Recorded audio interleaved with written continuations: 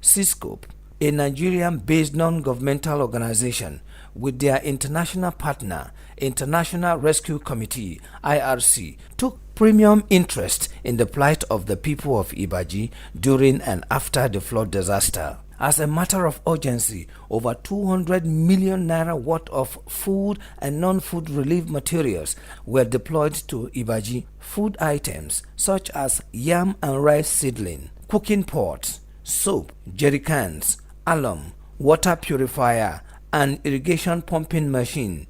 Again, one thing was certain: getting these materials and items to the people of Ibaji was not without challenges. We never knew how landlocked we were. There are no accesses to our place, no roads. And even with water resources and means of transportation, we were not developed enough for us to have facility to lift our people. So our people suffered greatly coming out of the floods. It has now become pertinent that between a short distance between our neighbors in Anambra State, there is a third road to the river Anambra, Imabolo River, at the back of our community through Otocha, fully, beautifully tarred. But from here, from our own state headquarters, from the north to that part of Nigeria, through Ibaji land, through Igala land, you cannot trek even by road. Bicycle could hardly go it. And now, it has become important that if we must harness all our resources, we must open them up with roads and infrastructure. And then we must transit from mere subsistence economy to a more developed economy. As a mark of respect to the land, though the paramount ruler of Igala Kingdom, His Eminence Idakwu Michael Ameoboni II, Ata Igala, was not on the throne when CiSCOPE and IRC commenced work, they still have to find out time to go and pay homage. My name is Peter Eguda. I am the National Coordinator for Civil Society Coalition for Poverty Eradication, CiSCOPE. And we are basically based in Abuja, and we work in the 36 states of Nigeria. So during the flood, we've been doing some work supporting farmers across the country. So Ibaji was greatly affected by the flood. Kogi State was one of the states that was affected. So in collaboration with International Rescue Committee, we did an assessment in Kogi State and identified Ibaji as one of the worst hit community. And I want to use this opportunity to draw to your attention, Your Eminence, the support International Rescue Committee is rendering to the people of Kogi State.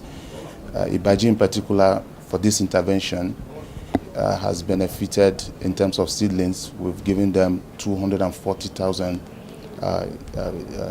yam seedlings and also 80 metric tons of improved rice seedlings.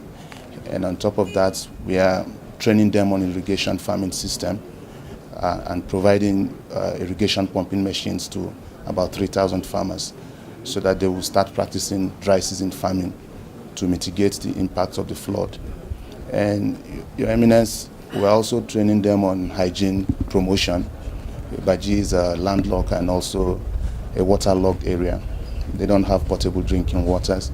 So issues around water purification, clean water, hygiene promotion are basic issues there. So part of what he mentioned, 10,000 family households in the Ibaji community are benefiting from our non-food items, which is pots, alums, jerrycans, and also purification and all the stuff that we're giving to households. So all in all, Your Eminence, the people of Ibaji who are affected by the flood, direct beneficiaries are getting about 80,000 worth of assistance.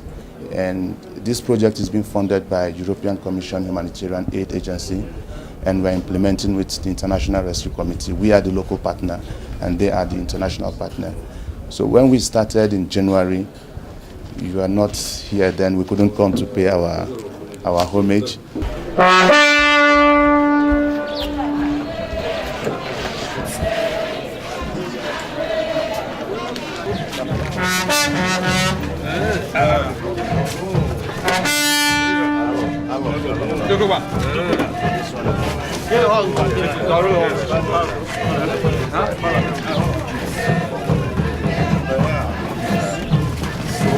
Excuse me.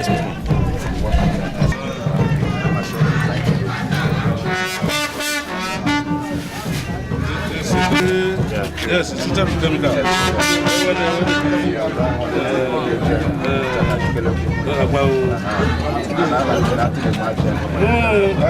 Yeah, 75 of these.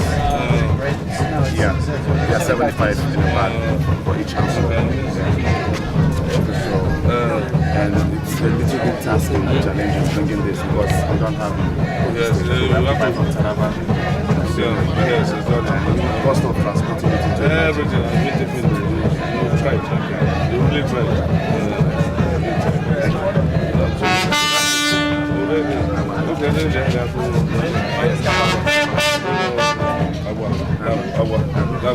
And you too. Also, could the flood be seen as a blessing in disguise to the people of Ibaji? To us, what we saw as flood will translate into food, it will translate into fuel, it will translate into sustainability, it will translate into exposure, it will translate into enlightenment, it will translate into opportunities, it will translate into access to privileges and resources beyond our natural bounds. This has exposed us to the world and let the world see where we are. Particularly, I am delighted to say our underdevelopment was exposed to the world. One of the challenges we first tried to explain the circumstance was everything that happened to us exposed the nature of shelter we had, in spite of the resources we have about food. We had food and fish. Our yam, for example, was celebrated in Anambra State. And the Anambra people lived on them and did good business and built good houses and invested money through which they can also diversify into some other form of resources and economy. For us, we remained within our confines and lived merely on subsistence, taken from hand to mouth. And then the facilities in terms of infrastructure never concerned us. As much as a family gets a few tubers of yam into a canoe, off they go to Onitsha, off they cross to Edo State, and they sold and get a few trinkets and come back home and lived in tent houses and go back to the soil again using native cutlass and hoes. They produced them because the grounds and the soil were fertile enough to continue to produce this.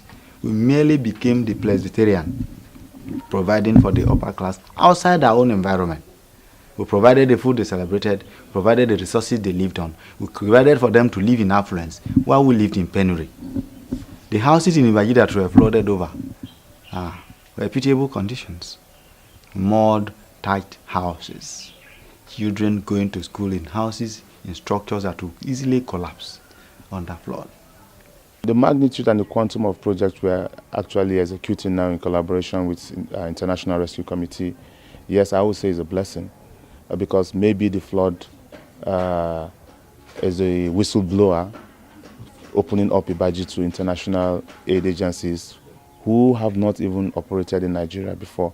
And for the first time they came into this country, they're actually doing something in Ibaji for the whole world to see. So in that context, yes, the flood is a blessing to the rural poor and the vulnerable in the Ibaji community, especially the rural farmers and the women who are most vulnerable. For the training on sanitation, we had to, because of the nature of the project, the emergency nature and the short-term project, I couldn't personally go to each of the villages, but we have what we call hygiene promotion officers, which are people from the communities. We drafted them from the environmental health unit of the Ibaji local government and built their capacity. They already had capacity in the sense that, well, they had a working knowledge of water, sanitation, and hygiene issues, but we also strengthened their capacity to include aspects of hand washing, safe water management, and how to also how to manage their water resources. So we got those 4 hygiene promoters and put them into clusters, like clustered villages in our target communities. They worked there. So a hygiene promoter was handling 8 villages, and what they did was to also retrain what we call community health promoters, CHPs. These are people within the communities. They live there.